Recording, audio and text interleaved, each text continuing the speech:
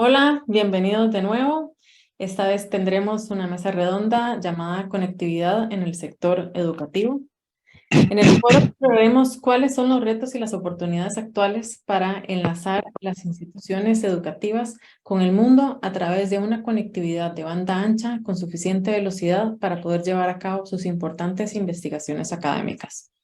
Nuestro moderador en este caso será el doctor Alejandro Guzmán, CEO y fundador de New Consulting, y nuestros participantes para el panel serán Fernando Thompson, director general de Soldic, Jesús Valero, subdirector de telecomunicaciones en la Universidad Autónoma de León, Froilán López, jefe de unidad de la Dirección de Tecnologías de la Información y Comunicación, León Andrievsky, de Centro Telecom, y Carlos Ernesto Gómez, director comercial de IENTC.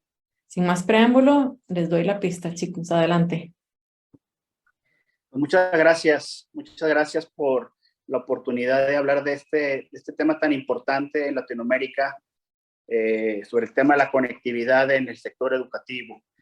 Pues gracias, bienvenidos a todos los panelistas, amigos de Tiempo, gracias por estar aquí. Y bueno, si me ayudan por favor por ahí con la primera filmina, vamos a hablar un poquito de lo que es el comparativo entre el tráfico de, la siguiente por favor, de lo que es el tráfico en general de internet, ¿sí? Y contra lo que se ve ahorita en las universidades. Vamos a hablar un poquito de infraestructura de redes internas en las instituciones, es decir, qué se tiene que hacer para evitar los backbones, los cuellos de botella en los backbones. Vamos a hablar de este tema tan interesante que es la ciberseguridad, que también le ha pegado fuerte a las universidades. Vamos a hablar también de lo que es la adopción en las universidades, en las instituciones educativas, hacia lo que es la adopción hacia las nubes. Y bueno, pues tendremos una sección de preguntas y respuestas para todos los que nos están acompañando. Siguiente filmina, por favor. Entonces, el primer tema, pues, es la brecha, ¿no? Lo que vemos. Esos son datos recientes y pues, vemos la penetración, cómo hay una diferencia marcada entre lo que vemos en países europeos, países asiáticos, donde la penetración de Internet en las casas, pues, se rebasa inclusive en algunos países más del 100%. Y si pasamos a la siguiente filmina, por favor. Entonces, y para entrar ya a las preguntas específicas, vemos el caso de las universidades, es decir, ¿cuánto necesita de Internet cada alumno para poder estar accesando de una manera eficiente Internet en sus universidades, en sus instituciones educativas? Y aquí yo le preguntaría pues, a uno de nuestros ponentes, Jesús Valero, de la Universidad Autónoma de Nuevo León, ¿qué han hecho ustedes y cómo ven o cómo sientes que pues, una de las universidades más importantes en México han hecho para darle este beneficio a sus alumnos, a sus usuarios? ¿Qué tal, Alejandro? Buenas tardes y buenas tardes a todos los compañeros. Gracias por la invitación. Bueno, el tema que tocas del acceso a los alumnos, pues la verdad ha sido un tema difícil, ya que, pues como sabemos, la referencia aquí en México, los temas de anchos de banda cuestan más que en otros países, como tú bien lo mencionas, que hay otros países en el mundo que tienen una mayor penetración en cuanto al acceso a Internet, al alcance que tienen a todos los rincones que llegan de sus países. Y pues nosotros tenemos un país muy grande, muy diversificado en todas las regiones. Y bueno, pues al final siempre tratamos de empujar el tema de acceso a Internet por ahí, cuando tú le preguntas a los usuarios cuánto ocupan de internet, pues siempre te dicen todo el que me puedas dar, ¿verdad? Entonces, poco a poco es que se ha ido trabajando a tener un poco más de ancho de banda disponible para las diferentes actividades académicas, investigación, administrativo, porque pues como infraestructura tienes que pensar en todos, ¿verdad? No puedes dejarlo favoreciendo a unos y a otros. Y parte, incluso, pues la conectividad la tienes que llevar hasta el aula. Anteriormente, por ejemplo, nosotros teníamos hicimos los proyectos de conectividad Wi-Fi en la universidad, pero pensado en espacios públicos. Y ya desde hace algunos años para acá, poco a poco se ha ido llegando la penetración de la disponibilidad de Internet hacia las aulas, hacia los recintos de investigación. Y pues bueno, ¿qué te podría decir si hablamos de números?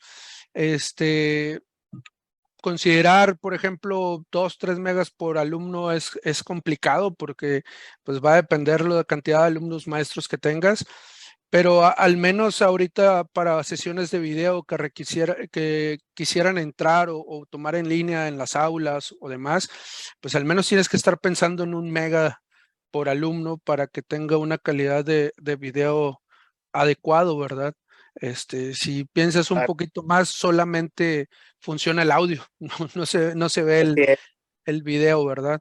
Entonces, pero es algo que estamos revisando siempre, ver cómo podemos tener mayores beneficios para poder acercar y darle todas las facilidades a todas las personas de la institución.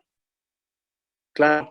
Y bueno, también porque también, pues no solamente estamos hablando de la computadora o del iPad, a lo mejor también tienen un teléfono que quiere acceso, ¿no? Entonces, ahí es donde se complica más. Gracias, Jesús. Fernando, en tu experiencia, fuiste muchos años CIO de la Universidad de la ULAP en Puebla. Me tocó estar ahí. Felicidades por el rollout que hiciste de infraestructura y todo el tema de conectividad, pero pues el tema interno se complica, ¿no? O sea, el tema de, pues, contratar 10 gigas de internet, y ahorita le preguntaremos a nuestros amigos carriers, pero pues si no tienes el Wi-Fi adecuado, la infraestructura de red adecuada, más en un edificio que se fue construido hace 50, 60 años, pues se complica el tema, ¿no? Mira, en realidad, buenas tardes, ¿qué tal, Alejandro? Todos. Mira, en base a benchmarks y experiencia propia, bottom line, para que un estudiante y un profesor tengan una buena experiencia a la hora de estar tomando un curso híbrido o un curso en línea, donde, por ejemplo, estamos hablando de un componente que, por ejemplo, uno es tu LMS, tu Learning Management System. El otro elemento pudiera ser que vas a pasar un video y seguramente vas a utilizar algún software académico de refuerzo. Si estás en arquitectura, querer hacer un render. Si estás en ingeniería química, vas a mover una molécula. En fin, va a haber algún otro componente, ¿no? O puede ser una suite como Adobe. Para un estudiante, para que tenga una experiencia satisfactoria y no tenga un video cortado y pueda colaborar con sus compañeros, entrar al portafolio electrónico, entrar a las aulas virtuales y demás, el mínimo que se requiere por estudiante es de 20 megabits por estudiante, 20. Y para que un profesor pueda impartir su manera de forma continua, sin interrupciones y de buena calidad, requiere por lo menos 40. Eso es en cuanto al ancho de banda ideal por estudiante y por profesor para tener una buena experiencia. Repito, esto es cuando vas más allá del simple PowerPoint y estar pasando los slides o abrir nada más el Zoom. Estoy hablando de todo un sistema donde, de verdad, quieres que el estudiante te ponga atención, porque ese es también otro tema. Muchos estudiantes no tienen laptops en sus casas, no tienen computadoras en sus casas y entran a partir también de dispositivos móviles, que es lo que tienen. Y eso también es algo que se tiene que considerar. Y muchas veces tampoco ni en la casa, porque también está tu hermanita conectada, está igual tu papá también trabajando y todos están peleando por el ancho de banda, porque exactamente cuando tú entras a clases y tu papá está trabajando, pues es el ancho de banda que en casa que se va a consumir. Entonces, sí es todo un tema. Estoy de acuerdo con Jesús que desafortunadamente los precios que se le da a las universidades e inclusive en los hogares, aunque ha habido un esfuerzo por algunos carriers, no llega a ser suficiente. pero la cantidad que tú preguntabas es 20 y 40. Muy bien. Híjole, pues sí, está el reto difícil y más, sobre todo en el sector público. Entiendo que en los últimos tiempos se han cortado mucho los presupuestos para las universidades e instituciones públicas. Froilán, desde el punto de vista de la Asociación de Universidades de Estudios Superiores, ¿tú qué ves? ¿Cuál es el reto para precisamente poder ayudar a estos temas que comentan Jesús y Fernando? Muchas gracias. Bueno, desde la NUYES hemos vislumbrado que existe un área de oportunidad ahí importante, sobre todo porque los presupuestos lamentablemente van a la baja y el recurso y los requerimientos para los estudiantes siguen elevándose. Lo que yo podría decir es que los requerimientos en temas de capacidad para las universidades ha subido aproximadamente, sobre todo por los últimos años que tuvimos de pandemia, un 20% aproximadamente se han incrementado el uso de tema de ancho de banda para el quehacer de las universidades. Sin embargo, el presupuesto, ya no diría yo sigue igual, sino va con tendencia a la baja. Hemos nosotros visto la posibilidad de buscar siempre alternativas.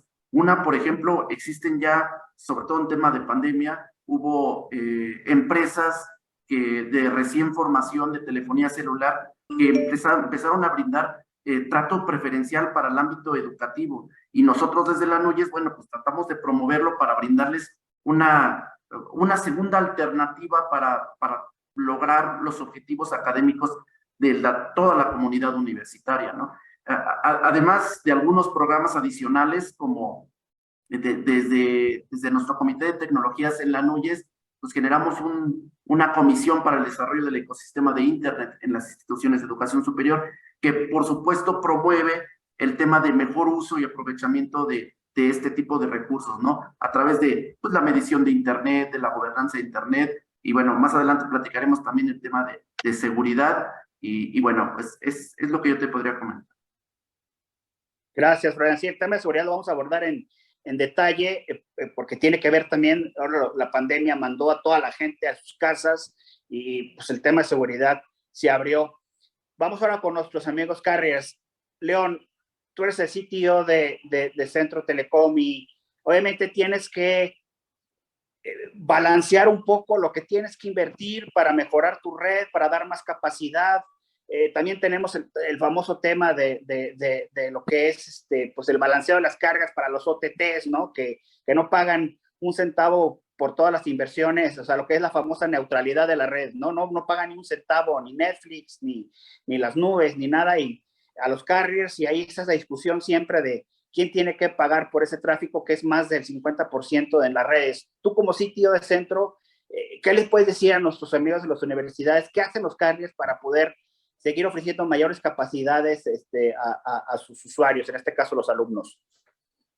Bueno, en este caso nosotros como Centro Telecom no estamos enfocados al mercado masivo. Ese es un hecho, ¿no? Estamos más enfocados a todo, sobre todo al mercado corporativo institucional. Entonces el ancho de banda obviamente ha bajado de precio y va bajando día con día. O sea, como se compraba hace 5 años, 10 años, los precios de ahora no tienen nada que ver. Además de que ya yo empecé bajando el internet directamente de Estados Unidos, ya no bajo nada de internet de Estados Unidos, todo lo compro nacional, aquí localmente, y a precios de lo que yo pagaba, menos de lo que yo pagaba en Estados Unidos hace 5, 6 años, ¿no? Entonces, el ancho banda va hacia abajo, ese es un hecho. Y sobre todo para las instituciones educativas, tenemos algunos clientes que son escuelas, pues depende mucho del servicio que se les quiera dar al alumno, ¿no? Hay escuelas que realmente usan la internet nada más para uso administrativo, uso de maestros, etcétera, etcétera. Y tienen una red separada para el uso de los alumnos, ¿no? Hay escuelas que no tienen internet afuera, ¿no? O sea, la calidad del Wi-Fi es bien importante, el equipo que pongan, etcétera, etcétera. Entonces, esa parte depende mucho. Las instituciones públicas, pues sí, como tú dices, el presupuesto los han recortado muchísimo y nosotros para poder hacer el esfuerzo de poder dar el internet a un buen precio y todo, tenemos que hacer un plan de negocio, sobre todo de las inversiones de equipo, ¿no? Que estamos hablando ya de inversiones de equipamiento de 10G y 100G, que los equipos no son nada baratos, ¿no? O sea, un router que te maneja ya 10G es caro, o sea, no es fácil tener ese equipo para poder dar servicios de 10G a diestra y siniestra, ¿no? Sobre todo es la parte que más se hace más cara, ¿no? Por otro lado, el ancho de banda es lo de menos. Realmente lo que más preocupa es el local loop. Nosotros con el despliegue de fibra que estamos haciendo, pues sí tenemos en lugares donde sí llegamos con nuestra fibra, se puede hacer algo, ¿no? Pero si fuéramos, que tuviéramos que tercerizar ese local loop de 10G o de gigas simplemente, sale demasiado caro para el usuario final. Digamos que el componente viene siendo que el local loop viene siendo un 80% del precio, ¿no? Y el 20% es el ancho de banda de internet, ¿no? Ahora, los Netflix, los peerings que hay ya con los proveedores de nube, etcétera, pues ya no se usa el internet realmente. O sea, nosotros en nuestras redes ya estamos interconectados con todos y ya no salimos internet. Realmente el tránsito es mínimo. Depende mucho. Los proveedores de nubes dan el tráfico gratis porque obviamente a ellos les conviene para que usen sus aplicaciones, ¿no? Llámese de un Microsoft, ¿no? Microsoft te da toda el peering con Office 365 para que su experiencia del usuario final de Office 365 sea buena. Entonces ahí no hay costo, ¿no? Netflix, ¿qué le conviene? Que utilicen y vean sus películas y no utilices ancho banda para bajar todas sus películas, ¿no? Y tengas aquí ellos te ponen gratis cachés en el Edge para que no uses el ancho banda de internet, ¿no? O sea, al mínimo lo cortan, ¿no? Yo creo que va por ahí, ¿no? Y definitivamente tenemos nosotros como Carriers pensar en qué hacer con las instituciones educativas para poderles ofrecer estos anchos de banda al mínimo posible, nada más sacando los costos de infraestructura, ¿no? Claro, claro, porque no se nos olvide que estos usuarios que ahorita están en las universidades van a ser los profesionistas del futuro y de alguna manera, pues la experiencia que tengan la van a llevar a las empresas a donde vayan, ¿no? Y bueno, Carlos, ustedes en INTC, además de tener también como centro atender al sector empresarial, al sector B2B, también entiendo que tienen un OMB, que es un operador móvil virtual, tienen también cierta cobertura rural en Guanajuato y en Querétaro, ¿no? Entonces, ¿qué ven ustedes también? O sea, ¿cómo les fue por ahí también en la pandemia? ¿Qué estaban haciendo para ayudar ahora saliendo de la pandemia, para ayudar a este sector educativo? Con gusto, Alex. Buenas tardes a todos. Bueno, como bien comentas, quisiera sumar un poco a lo mejor a lo que comentaba León. Fue muy acertado. Al final del día, las redes de long haul, las redes de larga distancia, llamémoslo la omnipresencia del Internet existe porque hoy en día tú puedes estar en muchos puntos en México en donde el Internet, volteas a ver un poste y alguien inevitablemente te puede dar Internet, ¿no? Eso, a ver, la ventaja es que hoy en día ya tenemos el acceso al Internet con relativa facilidad, si lo quieren ver así. Sin embargo, continuamos conglomerándonos en los grandes mercados metropolitanos, dejando de lado la periferia en algunas ciudades o los mercados rurales. Los mercados 20, 30 minutos de una ciudad principal, existen comunidades muy grandes que ya tienen instituciones educativas. Ha habido importantes esfuerzos por parte del gobierno para abrir algunas instituciones educativas, de igual manera algunas iniciativas privadas en donde ya cada día también las escuelas se van acercando hacia los usuarios finales, ¿no? Hacia los estudiantes. Nosotros hemos visto, nosotros como INTC buscamos diferenciarnos y ofrecer una oferta de conectividad a las universidades. Sin embargo, hemos visto de que el tráfico no crece de manera lineal y tampoco crece como el resto de la tendencia del mercado. Y esto creo que va muy de la mano con lo que comentaban Froilán, Fernando y Jesús, es que si bien el tráfico puede llegar hacia el site de la universidad, muchas veces el bajar ese tráfico o esa conectividad de internet al usuario final, al alumno, al maestro, para que su experiencia en el día a día sea mejor, pues eso sigue siendo costoso. Hoy en día sigue siendo complicado conseguir access points que tengan alcance y aparte permitan la densidad de alumnos que tenemos hoy en día en el sistema educativo, que también es importante mencionar, donde tenemos un porcentaje de alumnos por maestro más grande que en muchas otras de los lugares que comentabas, ¿no, Alex? Entonces, ¿qué hemos hecho desde INTC? Nosotros hemos acercado el Internet a comunidades rurales a través de nuestro OMB nuestro operador móvil virtual. Tenemos muchos clientes, hemos visto y hemos vivido de primera mano estudiantes que nos dicen, oye, pues yo estaba con los otros y era imposible que tuviera clases en línea durante la pandemia, no por la calidad del servicio, sino por la cantidad de datos que les ofertaban. Era imposible mantenerse 2, 3, 4, 5 días conectados a un Zoom porque se les acababan sus 500 megas o se les acababa su giga, ¿no? Entonces, eso también es un área de oportunidad para todos los demás operadores de que ya 500 megas, 1 giga, se empieza a volver insuficientes para un consumo de este tipo. A lo mejor redes sociales Claro. ilimitadas las ofrecen casi todos los operadores. Sin embargo, ya en este nicho especializado, donde bien decías, se están formando los profesionistas del futuro, pues sí necesitan más ancho de banda, descargar más contenido multimedia, accesos a PDFs que son más pesados, libros o más bien no libros, información especializada, investigaciones que requieren de abrir 20, 30, 40 documentos, ¿no? Entonces, sí hemos visto cómo esto ha impactado a los usuarios, hemos recibido retroalimentación por parte de ellos y pues esperamos que de alguna u otra manera nuestra oferta les permita continuar ahora con la nueva normalidad, que es el estudiar de manera híbrida, ¿no? Tanto en escuela como de manera remota en casa. Muy bien. Pues muchas gracias a todos. Vamos a pasar a nuestro segundo tema, que es muy interesante, que tiene que ver con el tema de conectividad, obviamente, que es la ciberseguridad. Si me ayudan por ahí con el siguiente slide de ciberseguridad, perfecto. Pues bueno, los datos ahí son muy duros, ¿no? O sea, durante el primer semestre del 2022, ¿sí? México vivió 85 millones de ciberataques, 40% más con respecto al 2021. Y es la mitad de los 137,000 que se dieron en América Latina. Y ataques de ransomware, ataques de DOS, ¿sí? Ataques de diferentes maneras, ¿sí? 3 casos específicos en los cuales supimos o estuvimos involucrados. La Ibero y la UP fueron atacadas con ransomware en el 2019. A mí en lo personal me tocó en el 2018, aunque ya fue hace un ratito, pero fue demasiado crítico. La UNAM, nuestra universidad más grande de México, recibió un ataque que en ese entonces era muy grande, de 70 guías de denegación de servicios. Me acuerdo perfectamente bien el momento porque empezaron a escalar, empezaron a llamarnos, no sabían qué hacer, estaban en medio de las inscripciones. Entonces, ¿por qué? Porque pues, el ataque de DOS va sobre los aplicativos. Entonces, en ese sentido, específicamente, aquí tenemos 2 especialistas, ¿no? Quien guste tomar la palabra, Fernando o Jesús. ¿Qué hacer desde el punto de vista educativo para protegernos de estos ataques que están a la orden del día? Si me permites, Alejandro, mira, a nivel educativo, y voy a hablar ahorita no por México, sino por América Latina. Existen 3 factores por los cuales México, así como muchos países en América Latina, son de los más atacados a nivel mundial. El primero sí tiene que ver, digamos, con la cantidad de dispositivos, ¿no? Equipos que están conectados en Internet sin la debida protección. El segundo tiene que ver con la ingenuidad de los usuarios o con la falta de cultura por parte de los directivos o la gente que se dedica al tema de autorización de las inversiones e inclusive también hasta dueños de las compañías, porque no solamente pegan el sector educativo.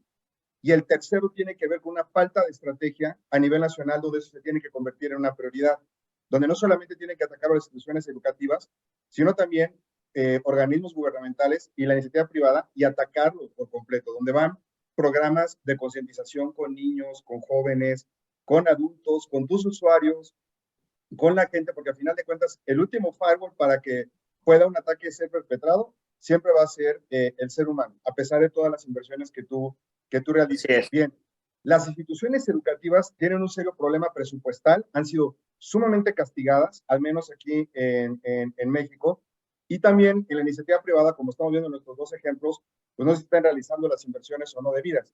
De tu OPEX, si es que manejas desde la parte de operación, por lo menos 2 dígitos se deben invertir en la parte que tiene que ver con ciberseguridad, porque lo que tienes que proteger precisamente son los activos más importantes, que es tu información y las aplicaciones. Y por supuesto que los hackers, cuando te van a querer atacar, es cuando más requieres esas aplicaciones.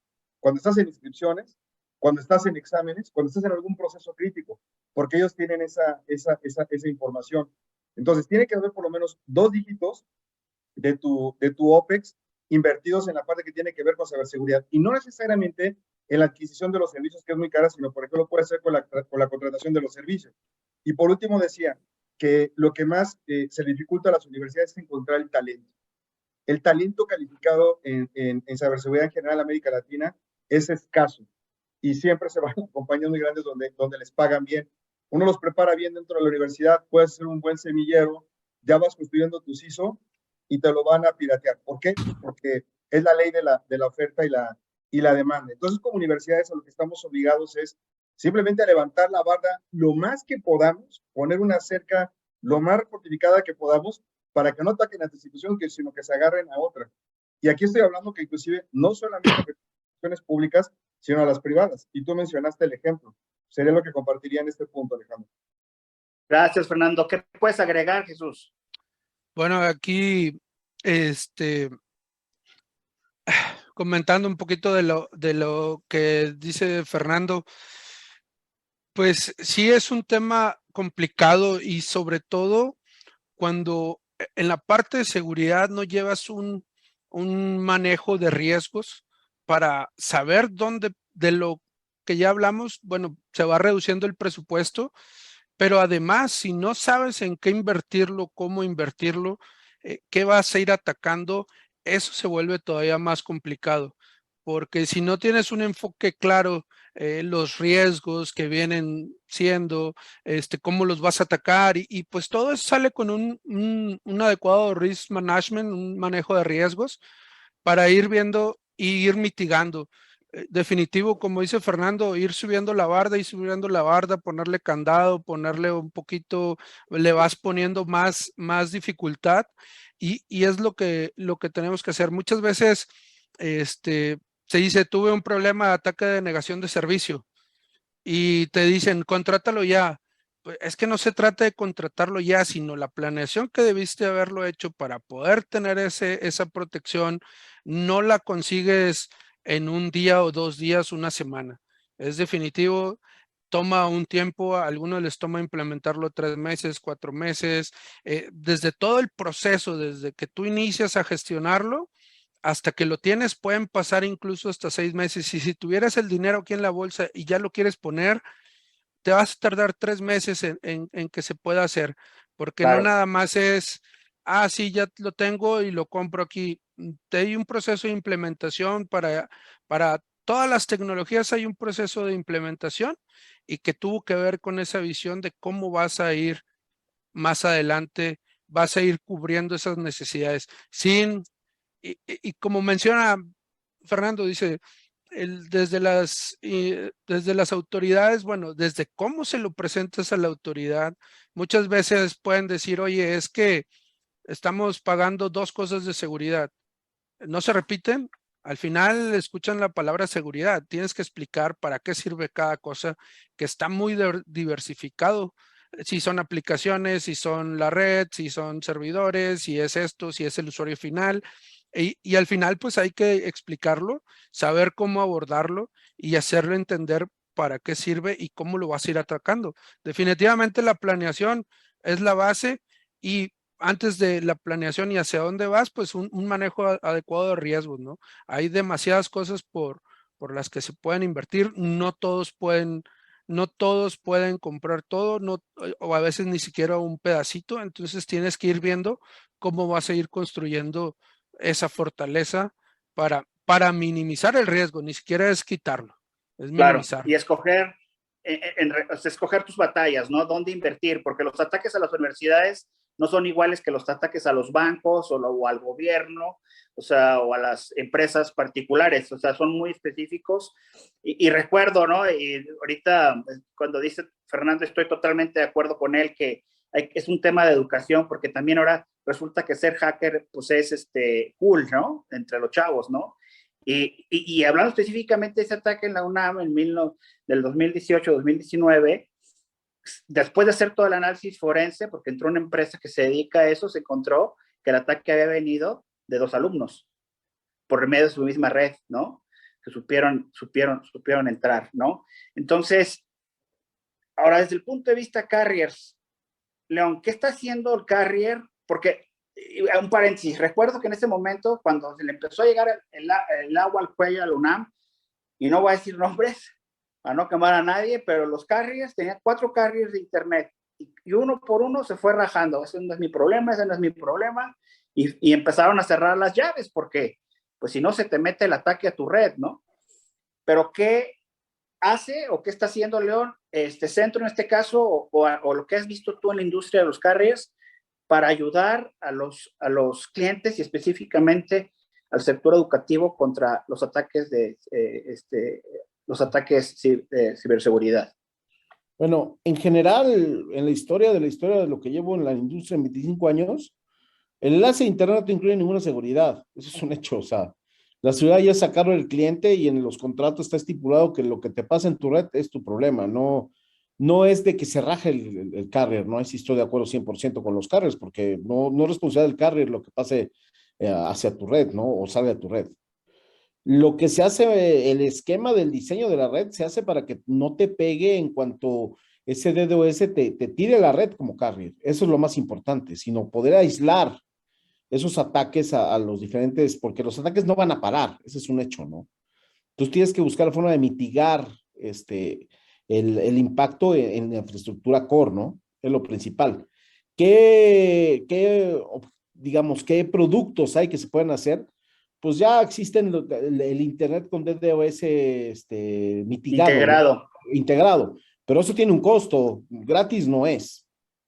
Entonces, hay gente que te lo compra y gente que no lo paga. Mucha gente no lo paga, ¿no? Esa es la realidad de las cosas. Dice, yo tengo mi firewall, mi sistema de seguridad y con eso me defiendo. Adelante. Pero como bien sabemos, todo esto es cuestión de educación, ¿no? Y sobre todo en universidades que siempre existen los genios, ¿no? De que o sea, gente que está estudiando hasta black hats dentro de las universidades para hackear, ¿no? Entonces sí tienes un riesgo fuerte y lo más que puedes hacer es aislar la red la red core empresarial de toda la red educativa, ¿no? Precisamente para mitigar esos riesgos, Claro, ¿no? claro. Oye, Fernando, regresando un poquito contigo, y le vamos a dejar que Carlos comente sobre este tema, pero tú usaste en tu momento protección de DDoS sobre la red de tu carrier en ese momento. ¿Cómo te fue? Ya. Fue una combinación y lo más importante, más que la protección contra DDoS, son 2 cosas. Tienes que armar una arquitectura tecnológica de seguridad y tienes que armar una estrategia de seguridad. Empiezo por la segunda. La estrategia de seguridad es la elaboración de tus políticas, procedimientos, programa de concientización con tus usuarios, poder evidenciar cuál es el estado de las cosas. Y te voy a comentar, hicimos un ejercicio interno de un phishing en el cual atacamos a todos los empleados de la universidad con un phishing. Se les pedían 2 acciones.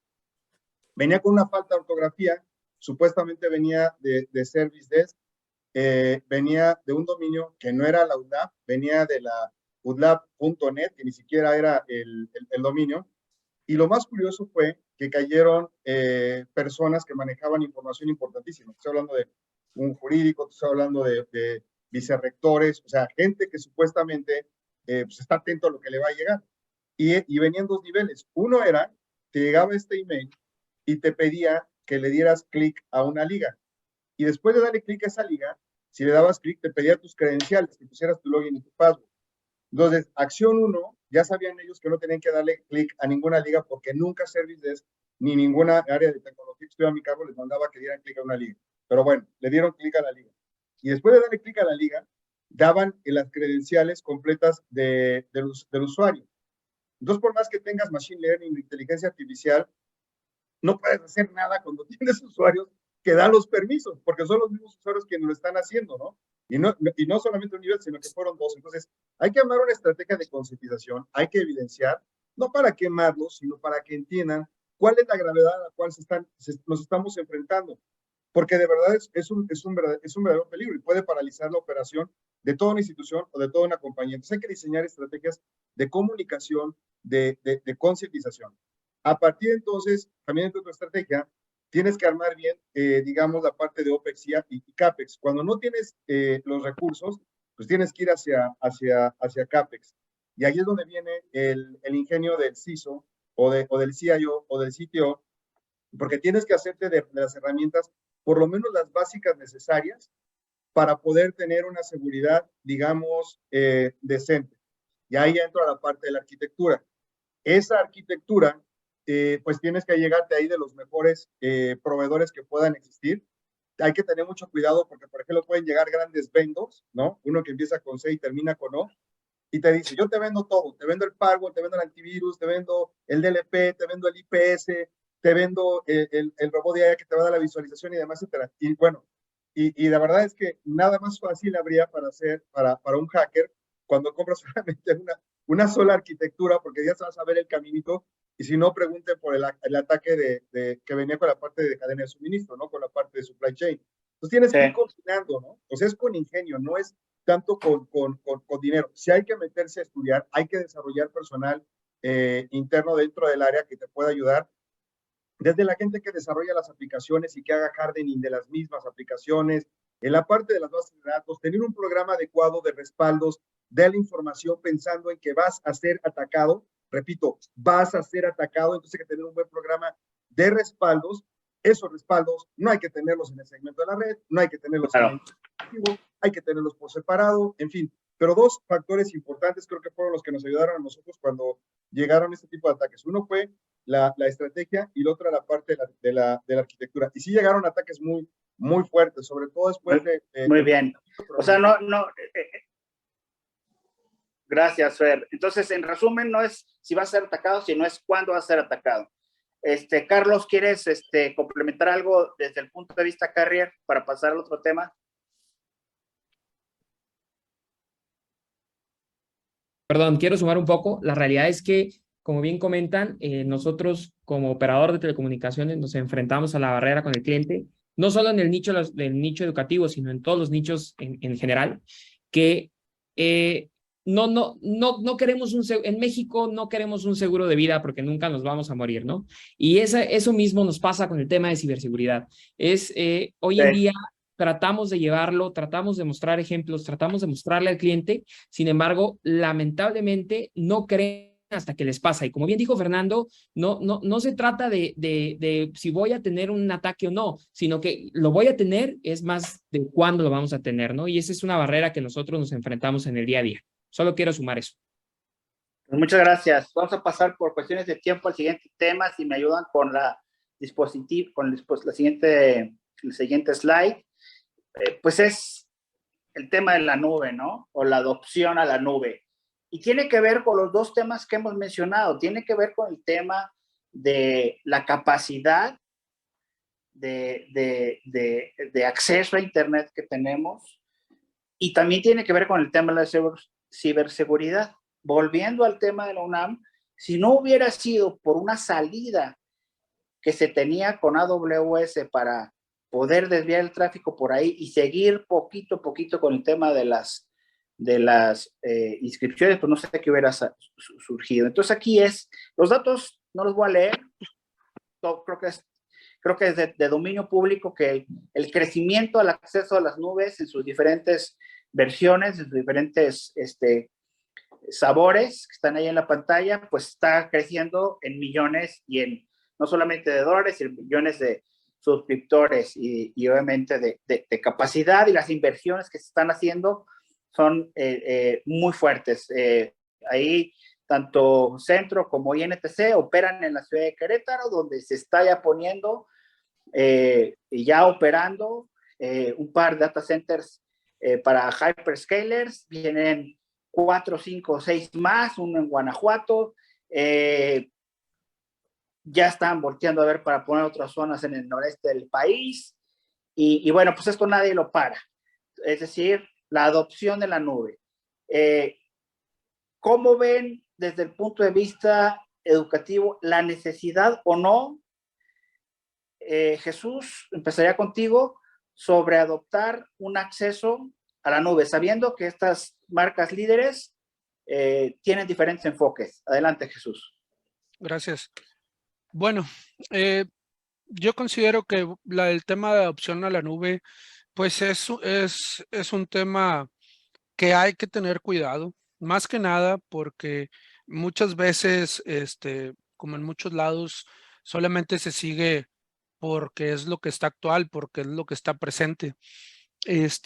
Lo que hay que hacer es ver en qué se ocupa, qué es lo que ocupamos que esté en nube, cómo ocupamos y leer toda esa, leer, imaginar, ver, plantear todos esos temas, como después decimos algunas las letras chiquitas, ¿no? Digo, pasa eh, que contratas algo de nube, pero o alguien más lo contrató en la institución y tenías problemas de acceso a internet y nadie puede accesarlo desde la institución porque no hay ni ancho de banda para poder accesar esos servicios de nube, ¿no? Ya nos pasó en alguna ocasión en el pasado que de repente alguien contrató un servicio y decían, es que quiero ver ese contenido, pues no se puede. O sea, desde la casa los alumnos sí pueden accesarlo, pero aquí no porque no tenemos ancho de banda para poderlo ver en la institución. Entonces, hay muchas letras pequeñas que yo lo principal digo, necesitas ver para qué lo vas a ocupar, para qué procesos, no como tenerlo disponible nada más por infraestructura. Necesitas enfocarlo, así como todo lo que hacemos va enfocado a procesos, todos los recursos, así también tendría que tratarse el tema de nube y no nada más porque todo el mundo llega y te vende nube, te quiere vender nube o porque escuchan en otros lados que la nube. Entonces hay cosas que pueden ser, igual también puede ser todo, pero tienes que tener los cuidados para que tengas el consumo adecuado, el consumo necesario, hacer un buen dimensionamiento sobre qué lo vas a usar, cómo lo vas a usar y estar muy atento con todos esos recursos de nube. Así como estás atento a los recursos on-premise que tienes en la institución, también tienes que estar allá. Y tú lo mencionaste hace rato, el tema de ciberseguridad en la nube, pues se extiende, así como se extendió en COVID, el perímetro, la vigilancia, todo lo demás se tiene que extender y tienes que tener un buen manejo de todos sus recursos que al final están costando, ¿verdad? De alguna u Claro, otra manera, pero están costando. claro. Y volvemos al tema de presupuesto, ¿no? Entonces, pues, tienes que cuidar todas las diferentes áreas. Fernando, pues tú has dividido las dos facetas, CEO de una universidad, ahora eres consultor. ¿Cuál es la mejor adopción que tú sugerirías para una institución educativa que ya está pensando en adoptar o ya lo hizo una adopción hacia la nube? Irse 100% a una nube pública, mantenerse con una nube privada, hacer una nube híbrida, y si es híbrida, multinube, es decir, varias de estas marcas, AWS, Google. ¿Cuál es tu sugerencia desde el punto de vista de usuario y ahora que estás como consultor? Depende mucho de la institución, Alejandro. No hay una fórmula única para digamos, todo el grupo de higher education, ya sea público o privado. Depende mucho de la institución. Las universidades públicas se vieron durante los últimos 3 años sumamente presionadas a aumentar el número de estudiantes y era imposible hacerlo dentro de sus campos porque les obligaron a tener más estudiantes y no les asignaron los recursos. Con el confinamiento, la lección que se aprendió fue que sí se pueden dar clases de muy alta calidad, 100% en línea.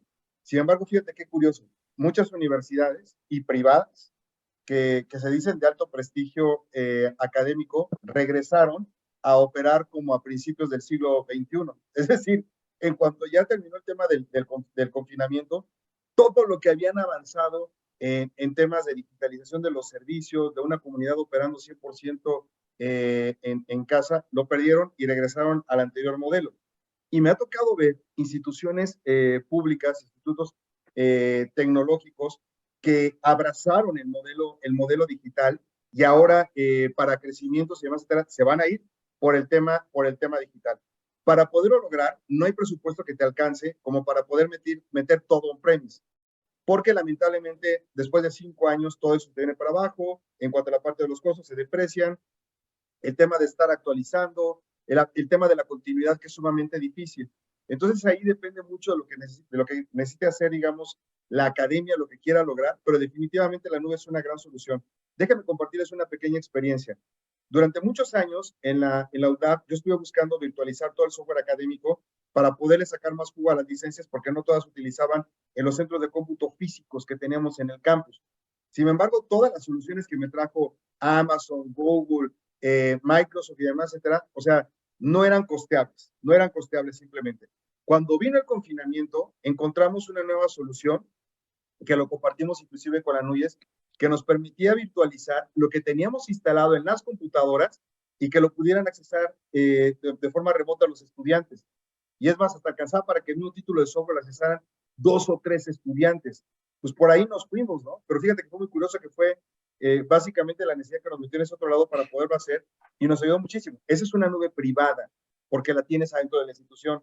Pero los servicios que tienes que ofrecer al estudiante, portafolios electrónicos, email, la ofimática y demás, eso olvídalo. O sea, esa llévatela 100% a la nube, ni lo pienses. Claro.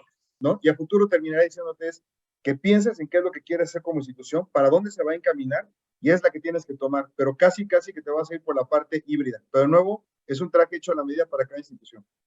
Claro, según las necesidades, pues como normalmente es, ¿no? Y desde el punto de vista de la NUIS, de la Asociación de Universidades e Instituciones de Educación Superior, Froilán, ¿cuál estás viendo que es la tendencia? Porque no solamente, digo, estamos hablando de estos líderes de la nube con diferentes capacidades, muchos son de cómputo en la nube, etcétera, pero también, pues hay ya muchas aplicaciones, los famosos CMS, que pues ya están adaptándose por todos lados, ¿no? Para todo lo que es el manejo de la información y el contacto de la universidad con sus alumnos. Pero ¿qué estás viendo tú desde el punto de vista asociación en cuanto a la adopción de nube, Froilán? Bueno, lo que hemos visto en estos últimos años es precisamente una adopción más fuerte del tema de la nube, diciendo que más o menos hemos tenido, yo creo que unos 15, 20 puntos porcentuales arriba, ya llegando, creo que a este año, un 74% de las instituciones que tienen ya implementado alguna parte en la nube dentro de los servicios que ofrecen. Es, yo creo que muy relevante la explotación que se hace de los servicios en la nube para todo el ámbito académico, para estudiantes académicos, docentes y la parte administrativa. Más delicada, como bien puntualizaba Jesús, pero finalmente sí, cada universidad tiene que detectar cuál es el servicio que le hace más sentido y no hay una receta. Yo estoy de acuerdo con lo que comentan los compañeros. Creo que es relevante también mostrar y visualizar que ya hay muchos casos de éxito de migraciones de servicios muy puntuales. Por ejemplo, algunas universidades que han implementado con soluciones de distintas marcas o los LMS de manera completamente exitosa. En estos periodos incluso donde hubo prácticamente un tema de inscripciones de las instituciones de los nuevos estudiantes y tuvieron que hacerlo de manera remota, de manera completamente exitosa. Pero no por ello tenemos que dejar de lado que el tema de seguridad, si bien en sitio es primordial estar cuidando temas de ciberseguridad, también en la nube, a pesar de que tenemos ciertos candados por parte de los proveedores, sí es finalmente el colocar password a través de post-it en la computadora es completamente fuera de cualquier tipo de protocolo de infraestructura y de sistemas que promuevan el tema de ciberseguridad. Por ello, importante estar reforzando y eso creo que lo tenemos que ir transmitiendo todos a través de distintas maneras, ¿no? Por ejemplo, de parte de ANUYES, pues generamos webinars, generamos algún tema de capacitación a través de ejercicios de ciberseguridad, como el Capture the Flag. Implementamos un kit de ciberseguridad en colaboración a nivel internacional que permite precisamente el concientizar a todos la estructura de nuestro ámbito universitario sobre la importancia de tomar esas pequeñas recomendaciones para garantizar que efectivamente nuestra información va a estar segura, ¿no? Claro. Colocar tema de portales donde permitimos que toda nuestra comunidad universitaria, por supuesto, tenga el acceso a esta información. Y le puede pasar a cualquier empresa del tamaño que sea. Hoy en la mañana me escribió mi hijo, que es usuario de T-Mobile en Estados Unidos, que llegó un correo donde T-Mobile estaba aceptando que había habido robo de identidad en millones de usuarios, ¿no? Entonces, pues la verdad es que si esas empresas que tienen billetera abierta, ¿no? Pues obviamente cuando hay restricciones de financiamiento, cuando hay restricciones de capacidad financiera, como algunas universidades públicas, pues no me imagino ahí los malabares que se tienen que hacer para cumplir con estos temas de seguridad y tema de la adopción. Ahora, estamos hablando y enfocándonos mucho en México, donde estamos hablando ya de latencias hacia las nubes de milisegundos, menos de 2, 3 milisegundos, hablando del tema de Querétaro, si nos vamos ya al acceso a Estados Unidos, 18 o 20 milisegundos, dependiendo de la red. Pero a ver, León, para todo lo, porque tenemos aquí gente de toda Latinoamérica, ¿no? Entonces tenemos gente de Chile, tenemos gente de Ecuador, tenemos gente de Argentina.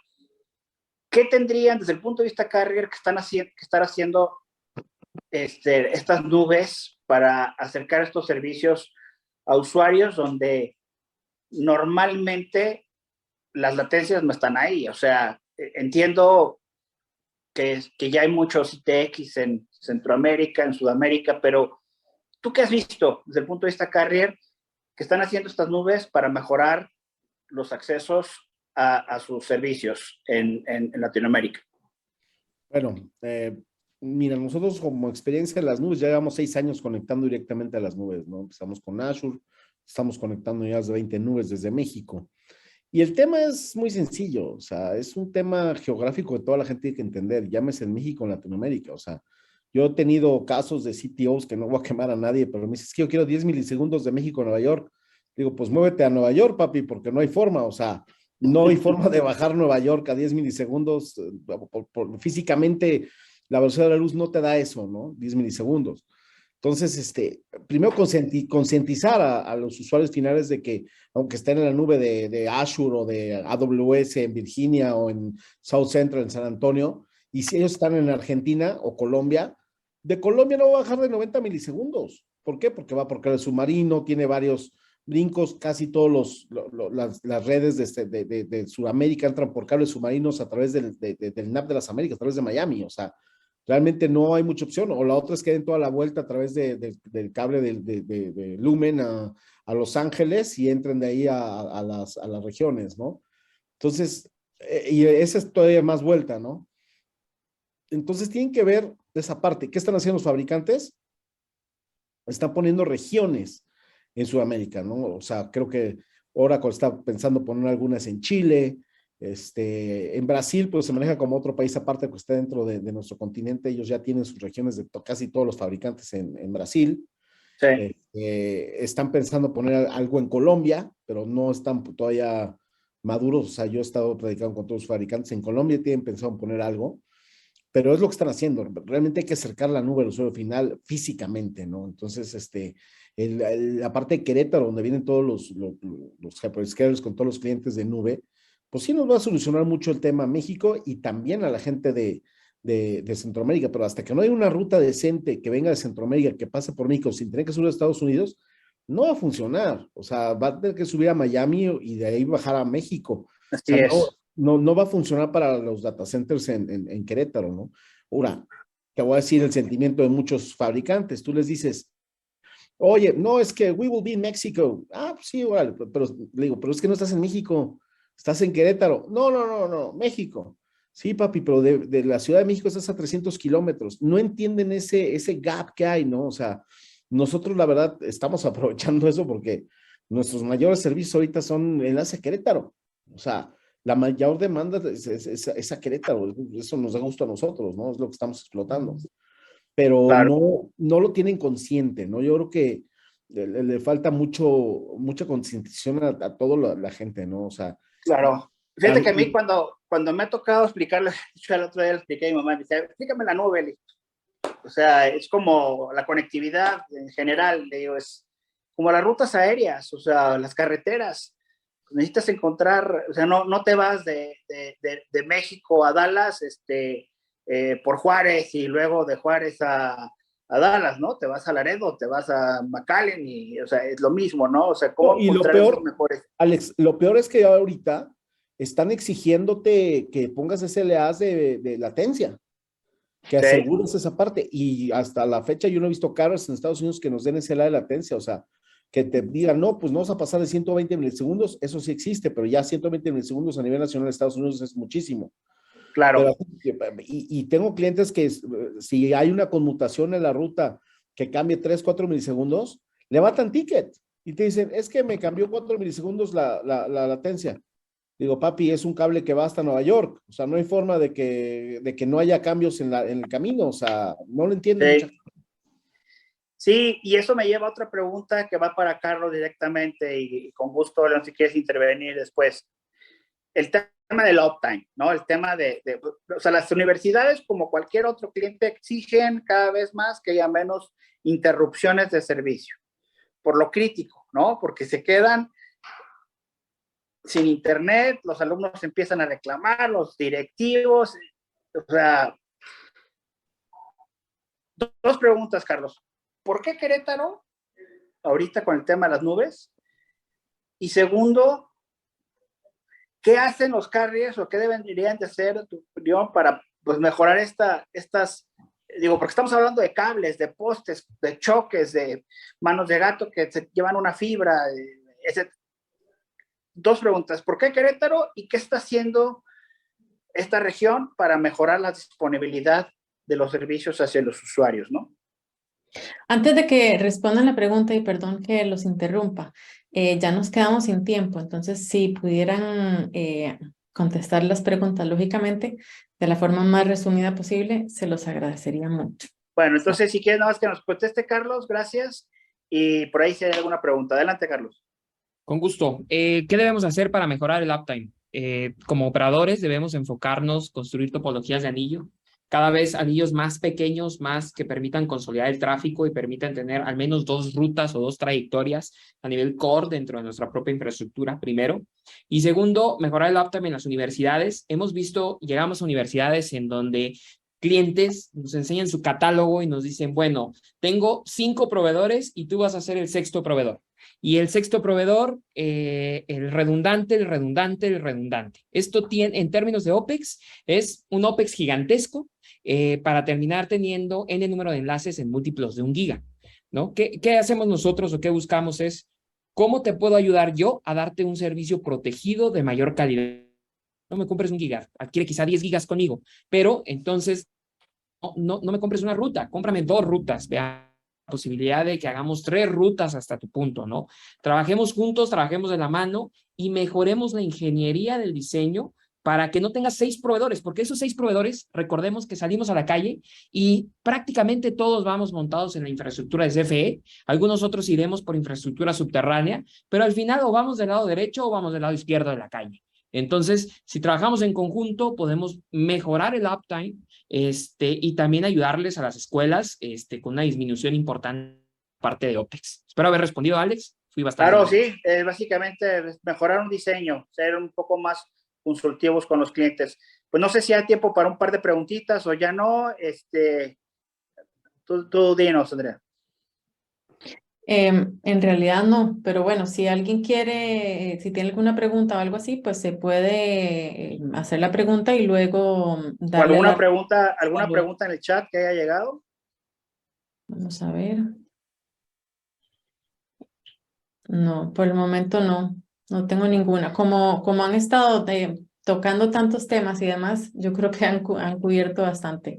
Sí, Muy bien. no, más bien les agradezco muchísimo y perdón que les interrumpa. La verdad es que la conversación estaba muy amena, pero bueno, eso es para seguir durante 1 hora completa más. Así que nada, más bien, bueno, recopilando, definitivamente el sector educativo es un sector que es bastante sensible en relación al tema de la conectividad.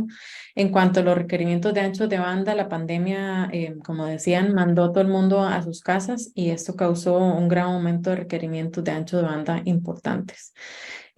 Cada vez se necesitaban más anchos de banda para bajar documentos más pesados, subir a su plataforma educativa tareas y proyectos.